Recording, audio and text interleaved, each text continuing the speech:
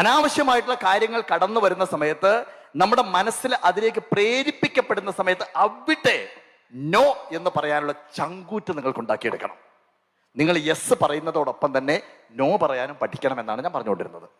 എൻ്റെ ഡിഗ്രി കഴിഞ്ഞതിന് ശേഷം LLBക്ക് ചേർക്കാൻ വേണ്ടിയിട്ട് എന്നെ അച്ഛൻ പിടിച്ചുകൊണ്ടുപോയിട്ട് ബാംഗ്ലൂരിൽ കൊണ്ടുപോയി ചേർത്തു. മാജിക്കിൻ്റെ രംഗത്തേക്ക് വരാതിരിക്കാൻ വേണ്ടി, മാജിക്ക് ഡിസ്കണ്ടിന്യൂ ചെയ്യാൻ വേണ്ടിയിട്ട്, മാജിക് വേണ്ട, ഇവൻ മാജിക് കൊണ്ട് രക്ഷപ്പെടാൻ പോകുന്നില്ല എന്ന് വിചാരിച്ച അച്ഛൻ എന്നെ പിടിച്ചുകൊണ്ട് ബാംഗ്ലൂരിൽ കൊണ്ടുപോയിട്ട് വിശ്വേശ്വരയ്യ കോളേജിൽ വക്കീൽ ഭാഗം പഠിക്കാൻ വേണ്ടി ചേർത്തു.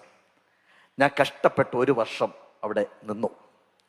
ആ സമയത്ത് താമസിച്ചിരുന്നത് കലാശിപ്പാളയം എന്ന് പറയുന്ന സ്ഥലത്തൊരു ഹോട്ടലിലാണ് താമസിച്ചിരുന്നത്. അപ്പോൾ ഈ ഹോട്ടലിൽ താമസിക്കുമ്പോൾ സ്വാഭാവികമായിട്ടും അവിടെ വിദ്യാർത്ഥികൾ മാത്രമാണുള്ളത്. ആ ഹോട്ടലിൽ മുഴുവൻ വിദ്യാർത്ഥികളാണ്. ഇപ്പം രാത്രി സമയങ്ങളിൽ തൊട്ടടുത്ത മുറിയിൽ ഇങ്ങനെ കുപ്പികൾ കൂട്ടിമുട്ടുന്ന ശബ്ദം കേൾക്കാം. വരാന്തയിലൂടെ നടക്കുന്ന സമയത്ത് കഞ്ചാവിൻ്റെ പുകയുടെ മണം കേൾക്കാം. താഴേക്ക് നോക്കിക്കഴിഞ്ഞാൽ രാവിലെ നോക്കുന്ന സമയത്ത് ഏതൊക്കെ പയ്യന്മാർ, ഏതൊക്കെ പെൺകുട്ടികൾ ബൈക്കിൽ കയറ്റിക്കൊണ്ടുപോകുന്ന ദൃശ്യം കാണാം.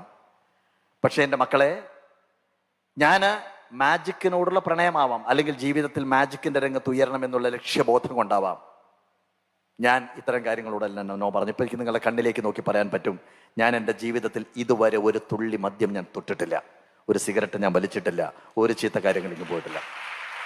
അത് നമ്മൾ എടുക്കുന്ന ഡിസിഷനാണ്.